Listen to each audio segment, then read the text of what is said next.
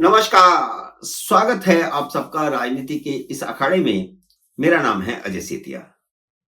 मित्रों, राहुल गांधी के बुरे दिन अब शुरू हो चुके हैं। यह पहली बार हुआ है कि नरेंद्र मोदी ने उनकी अकल ठिकाने लगाने का फैसला किया है। अपने सांसदों से उन्होंने यूं ही गद्दार नहीं कहलवाया है। उन्हें लगता है कि अब देश के सामने राहुल गांधी को नंगा करने का वक्त आ गया है। यह ज्ञान भाजपा सांसदों को पहली बार नहीं मिला है कि राहुल गांधी भारत विरोधी ताकतों से मिले हुए हैं। 2008 में उन्होंने चीन सरकार के साथ क्या गुप्त समझौता किया था, यह उन्होंने अब तक देश को नहीं बताया है। इसे संसद में भी कई बार उनसे पूछा गया है। भारत की उभरती अर्थव्यवस्था को चौपट करने की कोशिश कर रहे अमेरिकन उद्योगपति जॉर्ज सोरोस के साथ राहुल गांधी के संबंधों की जानकारी भी कोई पहली बार देश के सामने नहीं आई है। यह बात भी देश पिछले 3-4 साल से जानता है। जॉर्ज सोरोस खुलेआम कह चुके हैं कि वह मोदी को सत्ता से हटा कर रहेंगे और उसको हटाने के लिए कुछ भी करेंगे। जॉर्ज सोरोस की ओपन सोसाइटी उन संस्थाओं को फंडिंग करती है जो भारत और मोदी सरकार के खिलाफ काम कर रही हैं, भारत में भी और भारत के बाहर भी। उनकी संस्थाएं भले ही वह हिंडनबर्ग हो या न्यूज एजेंसी ओसीसी-आरपी हो, अडानी के खिलाफ क्यों षड्यंत्र रचती रहती हैं, इसे समझना बहुत जरूरी है। और राहुल गांधी उनकी रिपोर्टों को इस्तेमाल करके क्यों अडानी को निशाना बनाते रहते हैं, यह भी मोदी को कोई पहली बार पता नहीं चला है। यह जो त्रिकोण है जिसका जिक्र निशिकांत दुबे ने संसद में किया है, यह भी मोदी को पहली बार पता नहीं चला है।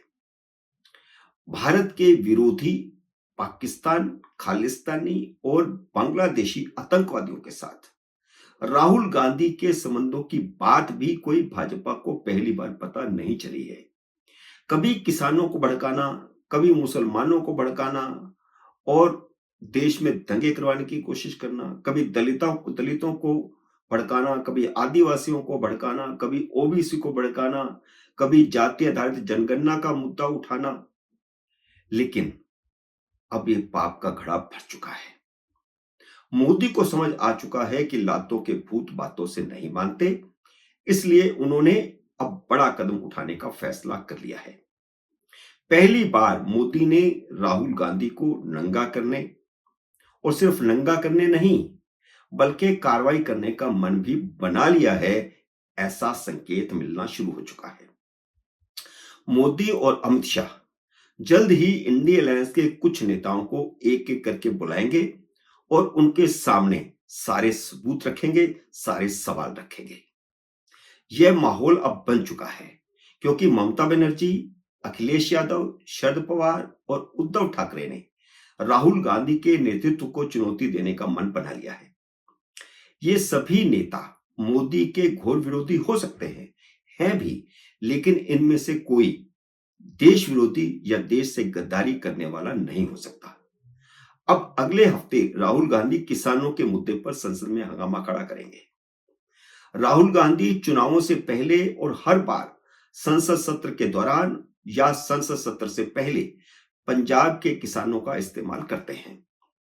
लोकसभा चुनावों से ठीक पहले 13 फरवरी को उन्हें दिल्ली लाने की कोशिश की गई थी ताकि चुनावों में मोदी के खिलाफ राष्ट्रीय मुद्दा बनाकर के राष्ट्रीय हवा बनाई जा सके, लेकिन हरियाणा सरकार ने उन्हें आगे नहीं बढ़ने दिया। फिर संसद के पहले सत्र में किसानों को संसद सत्र में बुलाने का नाटक किया।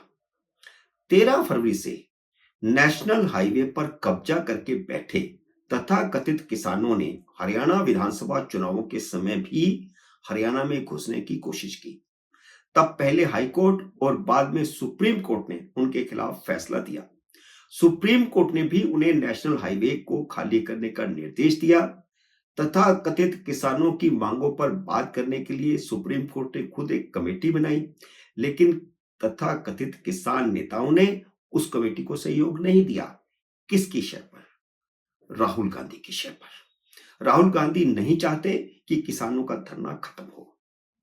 नेशनल हाईवे पर कब्जे के खिलाफ सोमवार 9 दिसंबर को सुप्रीम कोर्ट फिर सुनवाई करेगी। सरकार जानती है कि दिल्ली विधानसभा चुनावों से पहले आंदोलनजीवियों को एक बार फिर हिंसा के लिए उकसाया जा रहा है। प्रॉब्लम यह है कि नरेंद्र मोदी को भी सांप पालने की आदत है। पहले किसान आंदोलन को लेकर सत्यपाल मलिक ने मोदी की नाक में दम कर दिया था। अब जगदीप धनखड़ भी उसी रास्ते पर चल पड़े हैं। वे भी उसी पोस्ट पर रहे हैं जिस पोस्ट पर सत्यपाल मलिक थे और अब तो देश के दूसरे पद पर हैं। उन्होंने धरने पर बैठे तथाकथित किसानों का समर्थन करके जिस तरह कृषि मंत्री शिवराज सिंह चौहान पर निशाना साधा है, उसे मोदी को वक्त पर समझना होगा। सत्यपाल मलिक और धनखड़ दोनों ही जनप्रतिनिधि नहीं हैं। नरेंद्र मोदी ने ही दोनों पर कृपा करके उन्हें राज्यपाल बनाया और धनखड़, जो खुद को भारत के संविधान के मुताबिक दूसरे पद पर बैठा व्यक्ति बता करके शिवराज सिंह चौहान को लेक्चर देता है और कटघरे में खड़ा करने की कोशिश कर रहा है, जिसने तीन बार मध्य प्रदेश की जनता के दिलों पर राज किया है। मैं मुद्दे पर लौटता हूं। वैसे आप समझ गए होंगे कि मैं क्या कहना चाहता हूं। शिवराज सिंह चौहान जनप्रिय नेता है, मोदी जनप्रिय नेता है, न सत्यपाल मलिक जनप्रिय नेता थे, न धनखड़ जनप्रिय नेता है। लेकिन क्योंकि मोदी ने उन्हें संवैधानिक दृष्टि से दूसरे पद पर बिठा दिया तो उन्हें लेक्चर देने का अधिकार मिल गया। वे भी जनप्रिय नेताओं को, 3 बार मुख्यमंत्री रहे व्यक्ति। पर मैं मुद्दे पर लौटता हूं। किसानों के पास इतना समय नहीं होता कि वे साल भर तक धरने पर बैठे रहे। ये सब फर्जी किसान हैं जो नेशनल हाईवे पर कब्जा करके बैठे हैं और राहुल गांधी की शय पर बैठे हैं। सरकार को इनकी लिस्ट बनाकर इनकी जायदाद और महंगी कारों का ब्यौरा देश के जनता के सामने रखना चाहिए। हर किसान के पास पंजाब में 1-1 करोड़ रुपए की, 60-60 लाख रुपए की, 80-80 लाख रुपए की कारें हैं और खुद को ऐसे पेश कर रहे हैं जैसे महाराष्ट्र के किसान हों जिनकी हालत काफी बुरी है। पंजाब हो या हरियाणा, जितने भी इन फर्जी किसानों ने विधानसभा का चुनाव लड़ा, वे सब बुरी तरह हारे। वे किसान होते तो किसान उन्हें जिता देते। क्योंकि दिल्ली विधानसभा के चुनाव आ गए हैं तो कांग्रेसी किसान फिर से दिल्ली कूच की कोशिश कर रहे हैं। कांग्रेस कभी किसानों को आगे करके, कभी मुसलमानों को आगे करके देश में असंतोष फैलाने की कोशिश करती है। सरकार को इसकी भनक है, इसलिए सरकार ने भी 18 फरवरी से इन आंदोलनजीवियों से कोई बात नहीं की। पिछले 10 महीनों में कोई बात नहीं की, क्योंकि सरकार सच्चाई को जानती है कि यह सब कांग्रेस का अडंबर है।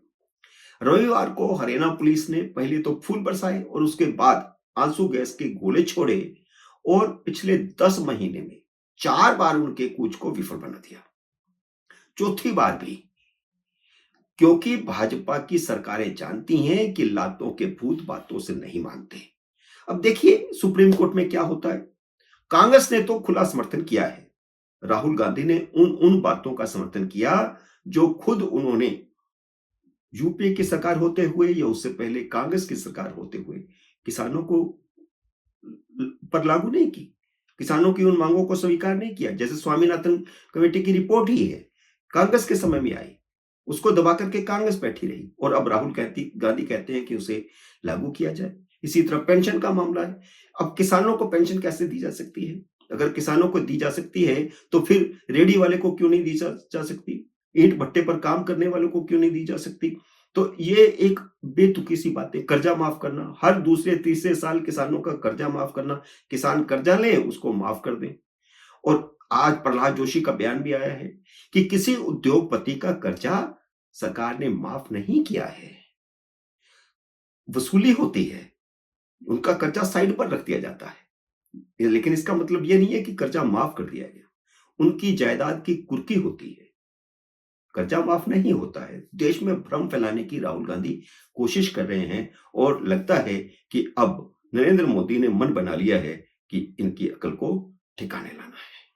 मित्रों, उम्मीद है मेरा ये वीडियो आपको पसंद आया होगा। इसे लाइक और शेयर कीजिए। अगर आपने मेरे यूट्यूब चैनल को अब तक सब्सक्राइब नहीं किया तो कृपया सब्सक्राइब करके अपना आशीर्वाद दीजिए। जल्दी मिलते हैं अगले वीडियो में किसी नए विषय के साथ। तब तक नमस्कार।